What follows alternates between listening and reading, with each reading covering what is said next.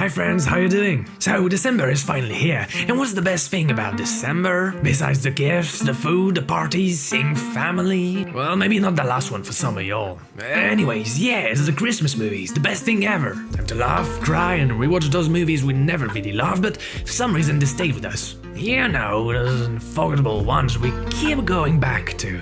So here on cine.muu, we're doing a full Christmas marathon. 1 month, one movie a day. And by the way, these are short videos that we're posting all across social media. But this, right here, is the full compilation, for anyone who doesn't want to wait and just wants to binge everything at once. So whether you're obsessed with Christmas movies or you're just here for fun, you're officially in the right place. Alright, let's jump into week 1.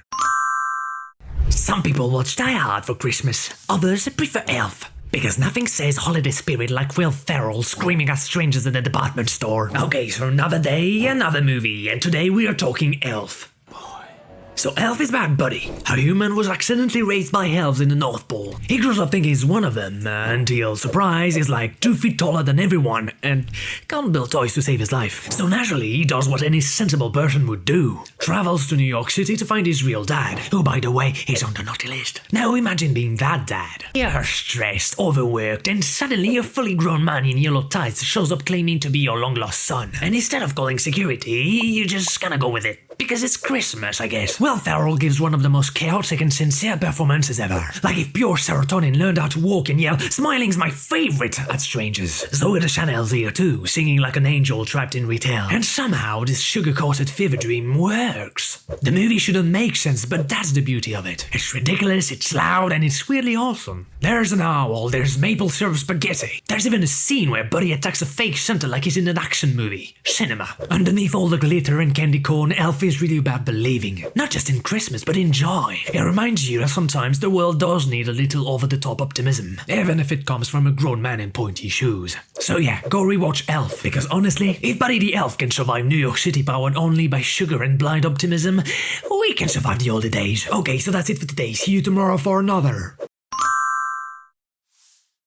Honestly, what is this season if we don't watch The Grinch? That beautiful, chaotic masterpiece of cinema. Because yeah, before this man, this Sonic, whatever thing, he gave us art, The Mask and The Truman Show, and a million more. And for Christmas, he blessed us with his team, that iconic green thing, The Grinch. So let's talk about it. How The Grinch Stole Christmas, the 2000 live-action fever dream starring Jim Carrey in what I can only assume was the most exhausting performance in human history. It's based on the Dr. Seuss story that we all read as kids. But listen, the hoes now have Botox. The Grinch has trauma stacked up to the ceiling, and Christmas spirit, needs basically a competitive sport. We follow the Grinch, a green, hairy, antisocial legend who just wants to chill with his dog. Yeah, relatable. He lives on a mountain because, let's face it, people suck. And after 5 minutes in Whoville, can you really blame him? These folks are so obsessed with incel shopping they'd probably sell their grandmother for a limited edition ornament. Anyway, little Cindy Lou Who, the only sane person in town, decides maybe the Grinch isn't a monster, just emotionally damaged. So she tries to bring him back into society, which, let's be real, is a terrible idea. But Jim Carrey's performance, oh sweetie, absolutely unhinged. It's like watching an Oscar-worthy stand-up routine inside a Christmas acid trip. Also, the setup isn't insane. Everything looks like it was built out of candy and straight-up caffeine. And somehow it works. Underneath all the chaos and weird camera angles, the movie actually hits pretty hard. It's about loneliness, acceptance, and realizing maybe Christmas isn't about presents. It's about connection. And yes, sometimes a little light theft. So yeah, go rewatch How the Grinch Stole Christmas. It's messy, it's chaotic, it's emotionally weird. Basically, it's the holidays incarnate. Okay, that's it for today, folks. See you tomorrow for another legendary movie moment. Bye! You think your parents are the worst? Well, his parents literally forgot him at home while the entire family flies to Paris. And if your parents are worse, well, I'm sorry, dude. What do you want me to say? So picture this. The McAllister family reaching the gate. Loud as fuck. And as finally the two parents manage to get all the kids into the plane, they're finally sitting and relaxing. The mom has a click. Let's say. Just a little detail that she forgot before going on vacation to Paris. A freaking son! Yeah, they managed to forget a kid. An 8-year-old Kevin. Which I don't blame them. Look how many children they have.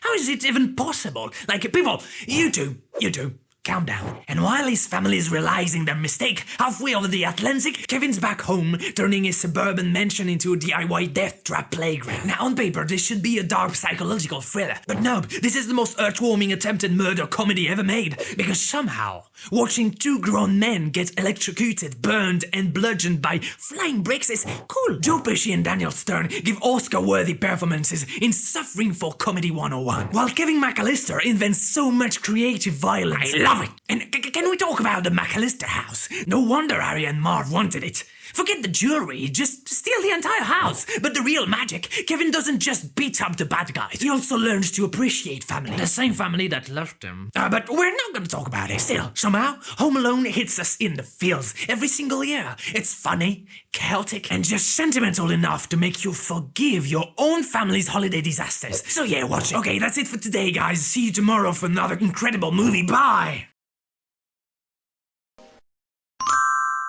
Oh, you want a classic? I'll give you a classic. Here it goes. Picture this. A dad who didn't believe in the whole Santa Claus thing ends up being the Santa Claus thing. That's crazy. Let's talk about it. Here's the story. Scott Calvin is your average divorced guy, working too much, parenting kind of half-heartedly. Basically the last person you trust with Christmas. But one night, he accidentally causes Santa to fall off his roof. Yeah, classic. Then, in the most only in the movie twist, he puts on the Santa suit and suddenly he's Santa. Like full beard, magical powers, reindeer obedience, the whole package. And his son Charlie? Yeah, he's the only one who actually notices what's happening. Now, why do we still love this movie? Tim Allen, pure, gold sarcastic, exhausted, and somehow convincing us he could undo the North Pole on a Tuesday. The movie leans into the absurdity, think legal contracts, corporate style, Santa succession, magical weight gain, and somehow makes it all charming. And the kid, Charlie, is adorable, and totally the moral compass, which is hilarious because Scott's basically a man-child trying to figure out responsibility. Plus, the movie does that magical thing where ridiculousness meets heart. You're laughing at Santa's paperwork one second, crying at father-son moments the next. And somehow, it all works. It's absurd, it's warm, it's 90s Christmas perfection. Underneath all the jokes and beard magic, it's really about family belief and reconnecting with people you love. It's nostalgic, it's cozy, and makes you want to drink hot chocolate while staring at Christmas lights thinking, maybe life isn't so bad. So yeah, go watch it, or rewatch it, or do whatever you want. You have free will. Anyway, Merry Christmas to you and your accidental Santas. See you tomorrow. Ho ho ho. Why didn't I hear about this movie before? That's my question. Where has it been hiding? Was I not on Earth when this movie came out? Because I loved it, I did, even though it's hard not to love something this woman does anyways. I loved it and I had to make a video about it. So here's the premise. Nick Kringle, Santa's son, is supposed to take over the family business. But guess what? He freaks out, disappears, leaves the North Pole in chaos, and who has to save Christmas? Noelle, his sister. Smart, sarcastic, and absolutely overqualified for this disaster. She's like, cool, let me just fix everyone's mess while looking fabulous doing it. Now the fun part. Anna Kendrick as Noelle is a gift. She's snarky, charming, and somehow makes running the North Pole look like an Olympic sport.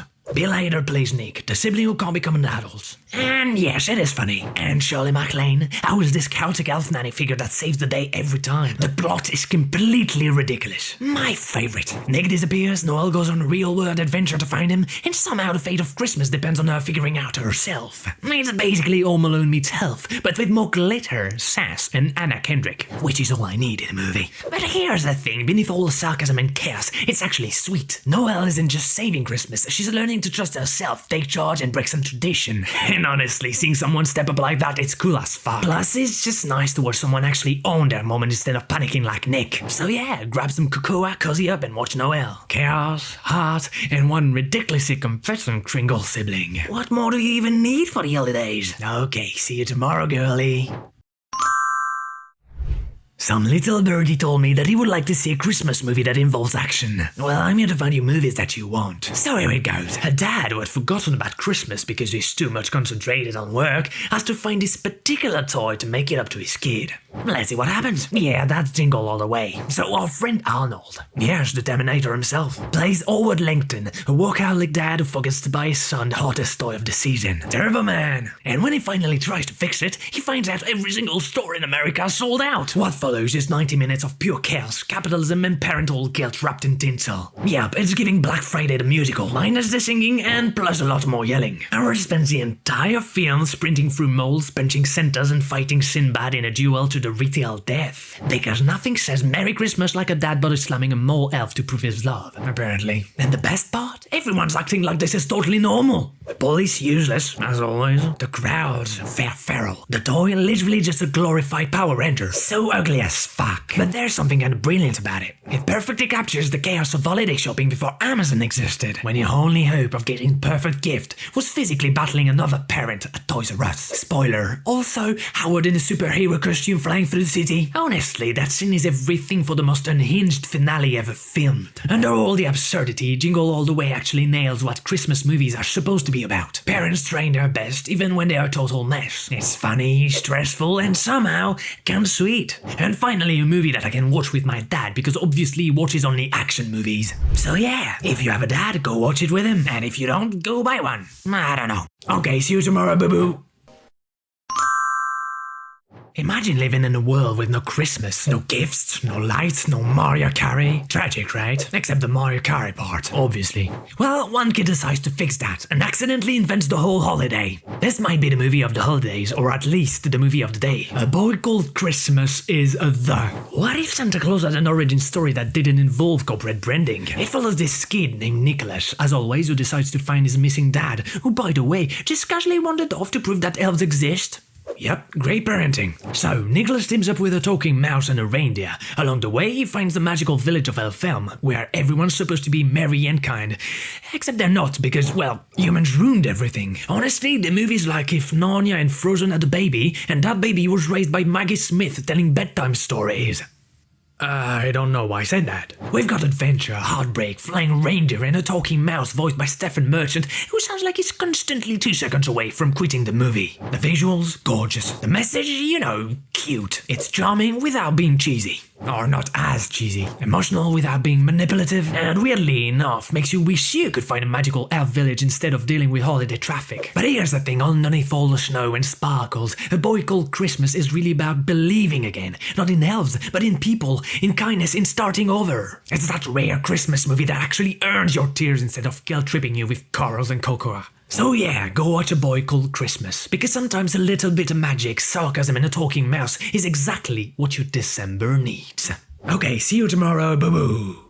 Don't forget to subscribe, like, and comment. It helps a lot if you enjoyed this video and want to see this channel grow. And now the end. There are so many more Christmas movies coming your way, and that was our very first marathon compilation. Thank you so much for being here at the beginning of this journey. It means the world to us. If you liked it, join us for the next week, and many more to come. See you very soon, and welcome to the channel.